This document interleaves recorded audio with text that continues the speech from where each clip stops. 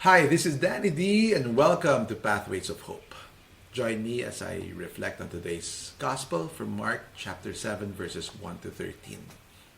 Now, this Gospel is a timely reminder for all of us as we enter into Lent next week.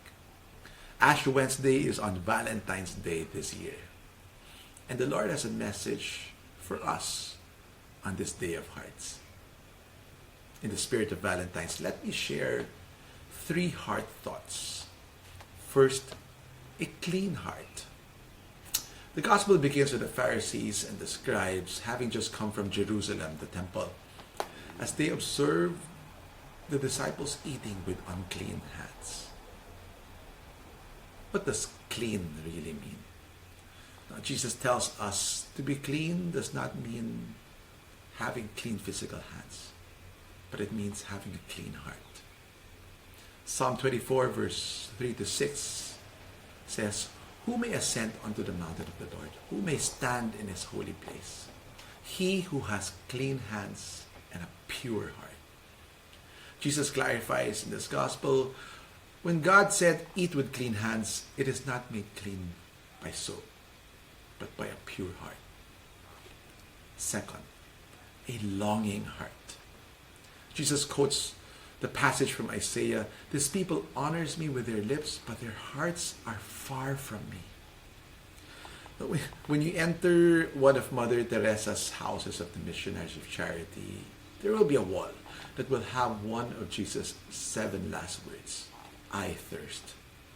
And there is something about Jesus thirsting.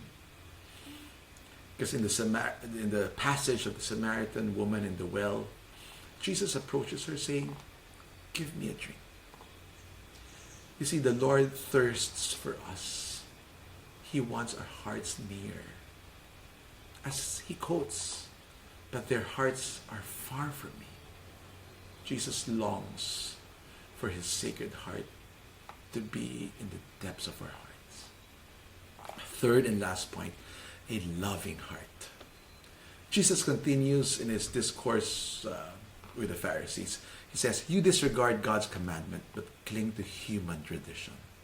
He went on to say, "How well you have set aside the commandment of God in order to uphold your tradition. And you do many such things." It is like Jesus saying, sometimes we focus on traditions more than actually loving him. You know, the tradition of the elders before they eat during those days includes the need to purify themselves and their jugs and their kettles and their beds. And Jesus called them hypocrites as he prophesied in Isaiah. And Jesus reminds us as we enter into Lent, you do many such things. You know, we fast, we abstain. On Ash Wednesday, one full meal and fast the other 2 meals, except when we are sick. No meat on Fridays, or else. Now, some of us hope that after the season, we will not only lose a little bit of weight, but that God will grant us our wishes. Just like a genie in a bottle. Very much like when we complete our 90 novenas, we expect the Lord to answer our prayers. Every Sunday, my whole family goes to Mass, but how many times do we fall even just before we leave the parking lot of the church? Our actions and traditions do not assure that we will become holy. Whatever we do with our bodies and our lips does not change the person. It says in 1 Samuel chapter 16 verse 7, "For the Lord sees not as man sees. Man looks on the outward appearance, but the Lord looks on the heart." Our Catechism of the Catholic Church describes prayer with the image of the Samaritan woman in the well.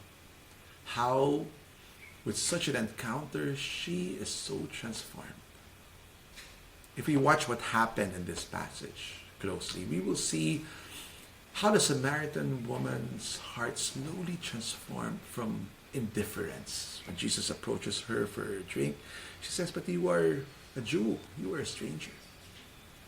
From indifference, she transforms to a believer.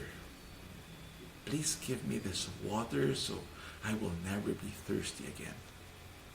To an evangelizer, telling people how she thinks she found the Messiah.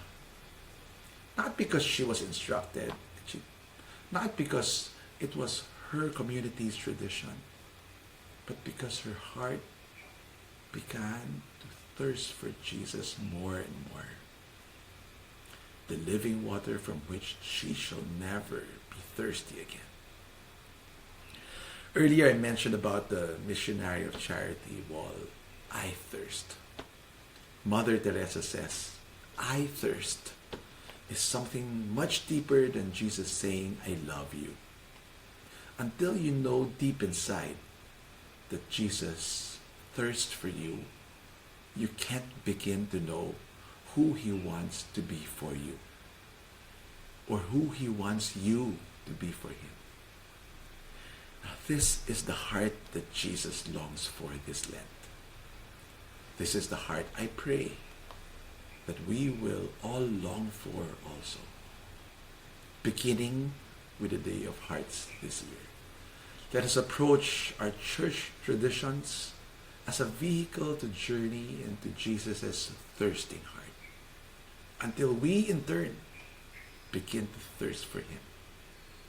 Then our lives will honor and worship him, not just from our lips, but a worship from our hearts as he truly deserves.